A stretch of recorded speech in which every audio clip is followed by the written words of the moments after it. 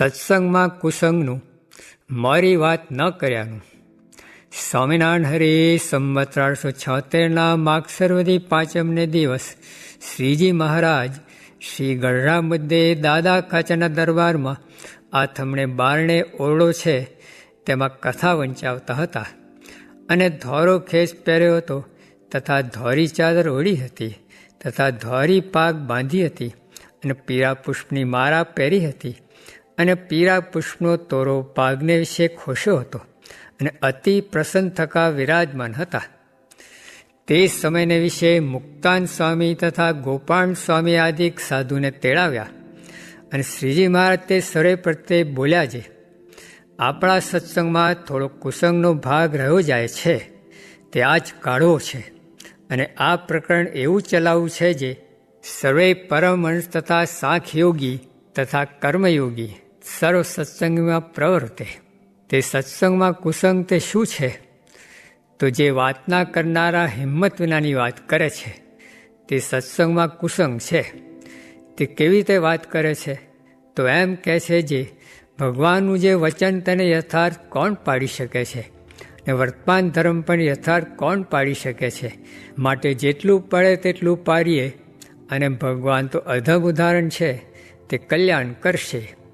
અને વળી એમ વાત કરે છે જે ભગવાનનું સ્વરૂપ જે હૃદયમાં ધારવું તે કાંઈક આપણું ધાર્યું ધરાતું નથી. એ તો ભગવાન જેને દયા કહીને ધરાવે છે તેને ધરાય છે. એવી રીતની મોરી વાત કરીને ધર્મ, જ્ઞાન, વૈરાગ્ય, ભક્તિ ઇત્યાદિ જે ભગવાનની પ્રસન્નતાના સાધન તેમાંથી બીજાને મોરા પાડે છે. માટે હવે આ જ દિનથી આપણા સત્સંગમાં કોઈ પણ એવી હિંમત રહિત વાત કરશો નહીં. સદા હિંમત સહિત જ વાત કરજો. અને જે એવી હિંમત રહિત વાત કરે તેને તો નપુંસક જાણવું. અને એવી હિંમત વિનાની વાત જે દિવસ થઈ જાય તો તે દિવસ ઉપવાસ કરવો. ઇતિ વચનામૃતમ. એવી રીતે ગઢડા પ્રથમ પ્રકરણનું 17મું વચનાવત જે તે થયું. ગુણમાં દોષ રહ્યા છે તે શું? જે પોતે ત્યાગ રાખે ને બીજાનો દોષ આવે ને પોતે ન સૂવે ને જે સૂવે તેનો અવગુણ લે ઇત્યાદિ બહુ વાત છે તે અવશ્ય સમજવાની છે. સ્વામિનારાયણ હરે સ્વામીએ વાત કરી છે, અધર્મ સર્ગ જબ કરત પ્રવેશા સુરનર મુનિમહી નહીં સુખ લેશા. એમ કહીને બોલ્યા છે એવો અધર્મ સર્ગ શેણે કરીને પ્રવેશ થાય છે તો જ્યારે એકબીજાના મન નોખા પડે છે ત્યારે પ્રવેશ થાય છે ને એકબીજામાં સંપ હોય તો અધર્મ સર્ગ પેસવા આવે નહીં. તે ઉપર મહારાજની કહેલી વાત કરી છે. એક રાજાએ તીરનો ભાથો મંગાવ્યો ને બોલ્યા છે, બળિયામાં બળિયો હોય ત્યાં તીરના ભાથાને ભાંગી નાખો. ત્યારે જે બળિયામાં બળિયો હતો તેથી પણ તીરનો ભાથો ભંગાણો નહીં.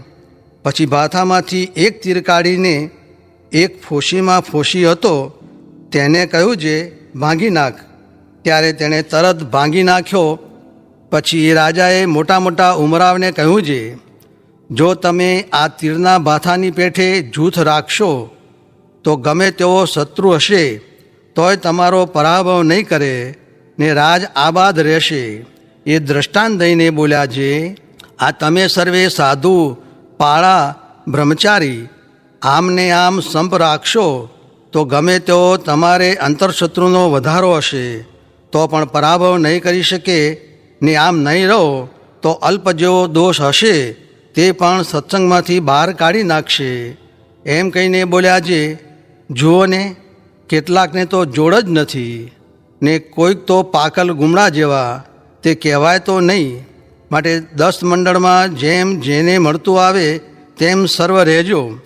એટલી વાત કરી ત્યાં વાસુદેવ હરે થયા તે જમવા પધાર્યા. સ્વામિનારાયણ હરે સ્વામીએ વાત કરી છે, જ્યારે જ્યારે કામાદિક આવે ત્યારે ત્યારે ઉપેક્ષા કરવી, કહેતાં એના સંકલ્પ મૂકીને બીજી ક્રિયામાં પ્રવર્તવું. એટલે તે સંકલ્પનું જોર ચાલે નહીં. તેમાં દૈત્યનું દ્રષ્ટાંત દીધું છે, વજ્રે કરીને ન મૂવો ને ભગવાને કહ્યું તેથી દરિયાના ફીણે પ્રહલાદે માર્યો ત્યારે મૂવો. તેમ તે કામાદિકના સંકલ્પ ટાળવાના ઉપાય પણ કયા છે. પણ તે સર્વે ઉપાય કરતાં તે સમયે બીજી કોઈક ક્રિયામાં મંડવું તેથી ઓલ્યો સંકલ્પ ટળી જાય. સ્વામિનારાયણ હરે સ્વામીએ વાત કરી જે કલૌ કીર્તનાથ, એનો અર્થ કર્યો જે કળિયુગમાં તમો ગુણ રજો ગુણ ઘણો, એટલે કીર્તન ગાવા તથા ભજન કરવું એટલે તમો ગુણ પેસે નહીં. ને ભજન એમ કરવું જે જેમ 2000 ઘોડાનો વાજ જાતો હોય તે સોંસરો કોઈ નીકળી શકે જ નહીં, તેમ ઉતાવળે ભજન કરવું એટલે સંકલ્પ પેસી શકે નહીં.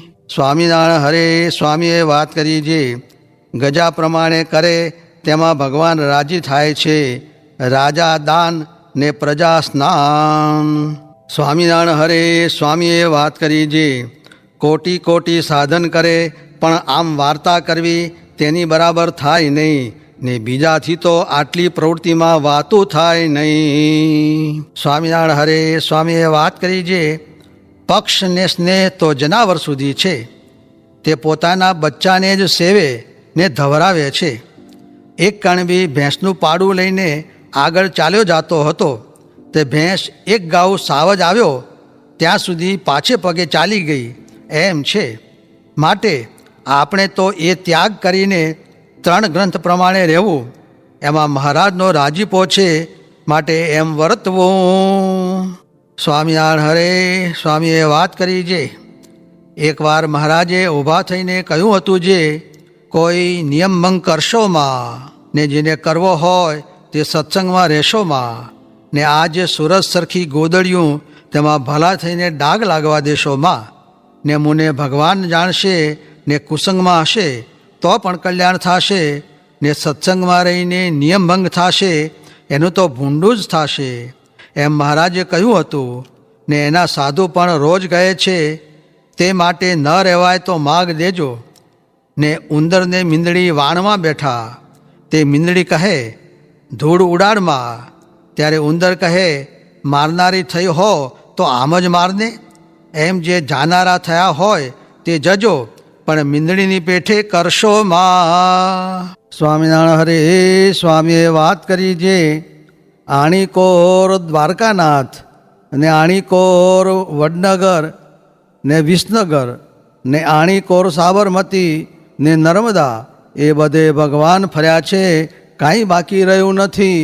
ને આ સાધુ પણ બધે ફર્યા છે, માટે એ સંભાળવું. સ્વામિનારાયણ હરે સ્વામીએ વાત કરી જે શ્રાવણવદી છઠને દિવસે વાત કરી જે બીજું બધું ભગવાન કરે, પણ જે ભજન ને નિયમ પાળવા એ બે તો કોઈને ન કરી આપે, એ તો પોતાને જ કરવું પડે, તે જો કરે તો થાય.